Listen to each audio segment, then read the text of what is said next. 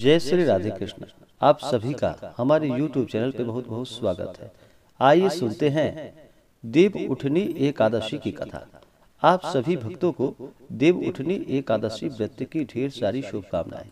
आप सभी के जीवन में लक्ष्मी नारायण की कृपा से आप सभी को सभी प्रकार के सुख और समृद्धि की प्राप्ति हो।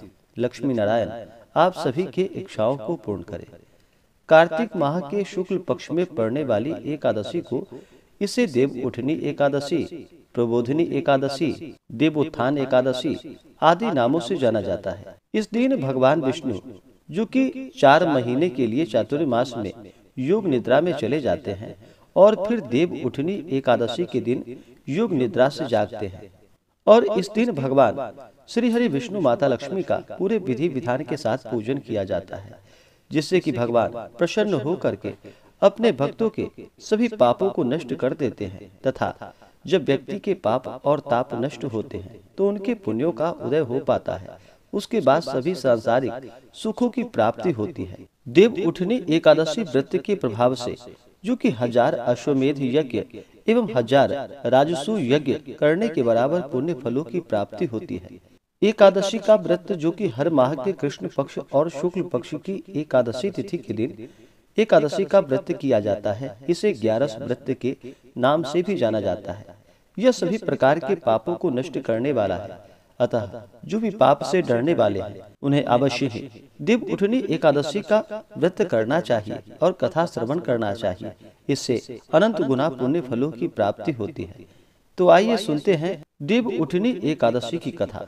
अगर आप कथा के लिए ब्राह्मण दक्षिणा, अन्नदान, वस्त्र दान आदि के लिए देना चाहते हो तो आप अपने श्रद्धा और सामर्थ्य के अनुसार हमें डिस्क्रिप्शन में जाकर के वहां से गूगल पे, फोन पे या अकाउंट नंबर के माध्यम से आप अपने श्रद्धा और सामर्थ्य के अनुसार हमें ब्राह्मण दक्षिणा प्रदान कर सकते हैं। तो आइए सुनते हैं देव उठनी एकादशी की कथा। इससे पहले भगवान विष्णु का ध्यान करते हैं। शांताकारं भुजगशयनं पद्मनाभं सुरेशम विश्वाधारं गगन सदृशम मेघवर्णम शुभांगम लक्ष्मीकांतम कमलनयनम योग विरधान गम्यम वंदे विष्णु भवभयहरम सर्वलोकैकनाथम। जय श्री हरि विष्णु। तो बोलिए प्रेम से भगवान विष्णु की जय, माता लक्ष्मी की जय, एकादशी माता की जय, तुलसी माता की जय, सर्व देवी देवता की जय। बहुत समय पहले की बात है कि एक बार नारद जी के कहने पर ब्रह्मा जी ने कहा कि हे मुनि श्रेष्ठ, गंगा जी तभी तक पाप नाशिनी है जब तक कि प्रबोधिनी एकादशी नहीं आती। तीर्थ और देव स्थान भी तभी तक पुण्य स्थल कहे जाते हैं जब तक प्रबोधिनी का व्रत नहीं किया जाता। प्रबोधिनी एकादशी के व्रत से 1000 अश्वमेध एवं 1000 राजसूय यज्ञ करने का पुण्य फल होता है। ब्रह्मा जी के ऐसे वचन को सुनकर नारद जी ने कहा कि हे देव, एकादशी में एक बार भोजन करने या न करने का क्या फल होता है? ब्रह्मा जी ने कहा कि शाम को भोजन करने वाले 1 जन्म के, रात को भोजन करने वाले 2 जन्म के और पूर्ण व्रत करने वाले 7 जन्म के पाप नष्ट हो जाते हैं।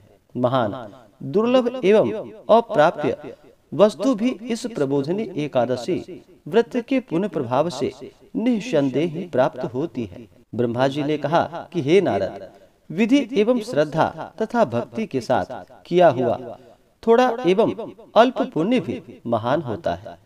प्रबोधिनी एकादशी व्रत के संकल्प मात्र से ही 100 जन्मों के पाप नष्ट हो जाते हैं।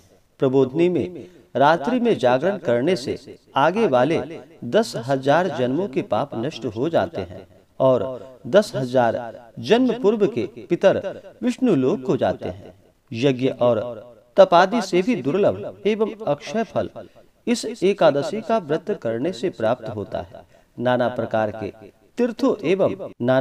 के तीर्थों में जाने एवं नाना प्रकार के देवताओं के दर्शन करने से गोदान, भूदान, अन्नदान, कन्यादान इत्यादि दोनों के करने से जो पुण्य फल प्राप्त होता है वह एकमात्र प्रबोधिनी के व्रत से प्राप्त हो जाता है। अस्तु, समस्त कृत्यों को त्याग कर यत्न पूर्वक कार्तिक मास की प्रबोधिनी देव उठनी एकादशी का व्रत करना चाहिए। इस व्रत को करने वाला ज्ञानी, तपस्वी और जितेंद्रिय होता है, क्योंकि यह एकादशी श्री विष्णु जी को अत्यंत प्रिय है। अस्तु, इसको धारण करने वाला आवागमन के चक्कर से मुक्त हो जाता है। इससे कायिक, वाचिक एवं मानसिक सभी पाप नष्ट हो जाते हैं। एकादशी में भगवान नाम पर किया हुआ दान, पुण्य और शुभ कार्य अटल और अक्षय होता है। इस व्रत के करने वाले पर भगवत कृपा होती है और वह विश्व में विश्रुता हो जाता है। जीवन के समस्त पापों को यह हरि प्रबोधनी नष्ट करती है। इसके व्रत का पुण्य फल महान और अक्षय है। जो लोग प्रबोधनी का व्रत कर भगवान विष्णु की कथा को सुनते हैं, उनके समस्त पाप नष्ट हो जाते हैं। कार्तिक की प्रबोधनी एकादशी का व्रत कर भगवत कथा सुनकर ब्राह्मण को दक्षिणा एवं दान देने से सप्तद्वीप एवं सप्त वसुंधरा दान देने से भी सहस्त्रों गुणा अधिक पुण्य फल होता है। नारद जी ने ब्रह्मा जी से इतनी कथा सुन प्रश्न किया कि हे प्रभु, कृपा कर इस व्रत का विधान वर्णन कीजिए। फिर ब्रह्मा जी बोले कि एकादशी को निद्रा त्याग, ब्रह्म मुहूर्त में नित्य कर्म से निवृत्त हो कुआं, तालाब अथवा नदी में स्नान कर भगवान का स्मरण करे कि मैं आज एकादशी का व्रत रखकर भूखा रहूंगा। आप मेरी एवं मेरे संकल्प की रक्षा कीजिए। इस प्रकार संकल्प कर व्रत रख विष्णु भगवान की समुचित पूजा कर भगवान के समीप भजन एवं कीर्तन करे तथा रात को जागरण करे। कंजूसी को छोड़कर नाना प्रकार के सुगंधित पुष्पों एवं स्वादु फलों से भगवान का पूजन करे। शंख द्वारा भगवान को अर्घ्य दे। अगस्त पुष्पों द्वारा पूजन करने वाले एवं बिल्व पत्रों से पूजन करने वाले अनायास ही मुक्ति लाभ करते हैं। कार्तिक मास के शुक्ल पक्ष की प्रबोधनी नामक एकादशी का व्रत रखकर भगवान का पूजन तुलसी दलों द्वारा करने से सहस्त्र जन्मों के पाप नष्ट हो जाते हैं।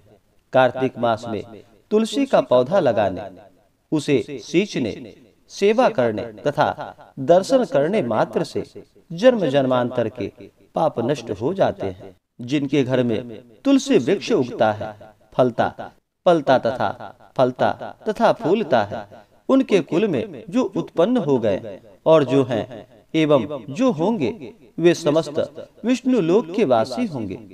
कदम्ब पुष्पों द्वारा भगवान का पूजन करने वाले यम यातना को नहीं भोगते, क्योंकि भगवान विष्णु कदम्ब के फूलों को देखने से ही प्रसन्न हो जाते हैं।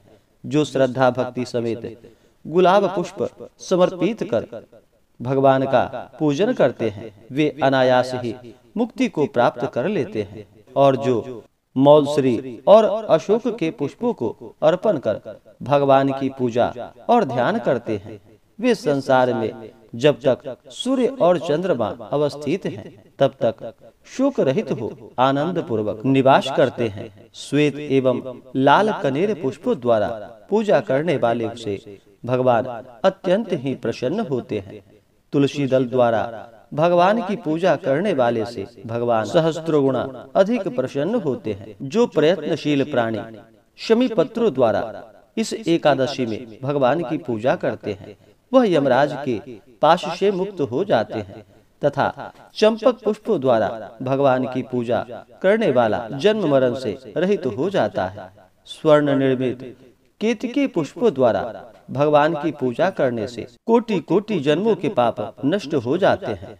श्वेत, पीत एवं लाल कमल सुगंधित फूल लाकर जो भगवान को अर्पण करते हैं, वह श्वेत, पीत एवं लाल द्वीपों में वास करते हैं।